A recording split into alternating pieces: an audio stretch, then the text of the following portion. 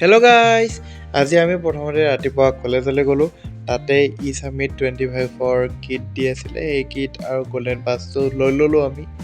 IITৰ নিজৰে মাৰ্চেণ্টাইজ হিচাপে এখন দোকান খুলিছিলে, তাতে চব IIT বম্বেৰ বস্তুখিনি পায়। তো তাতে আমি অকণমান টাইম থাকিলোঁ, চালোঁ কি বস্তু আছে।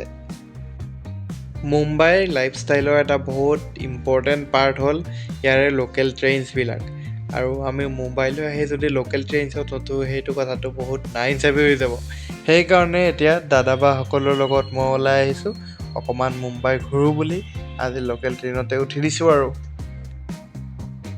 আমি বেন্দ্ৰা ষ্টেচনত নামিলোঁ প্ৰথমতে, আৰু তাৰ পৰা আমি প্ৰথমতে গ'লোঁ অকণমান বজাৰ কৰিবলৈ।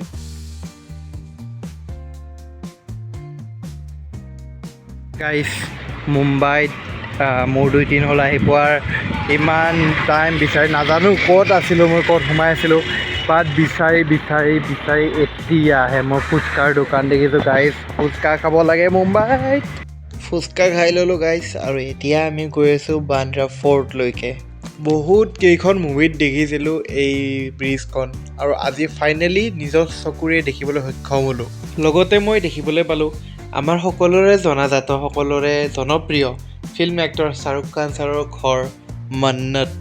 আন এক্টৰ এক্ট্ৰেছ যেনে কেটৰিনা কেইফ, জন আব্ৰাহাম আদিৰো ঘৰ মই দেখিবলৈ পালোঁ আজি, আৰু ভাল লাগিলে দেখি কিনে। আজি ভিডিঅ' যদি ভিডিঅ'টো সম্পূৰ্ণকৈ চোৱাৰ বাবে ধন্যবাদ।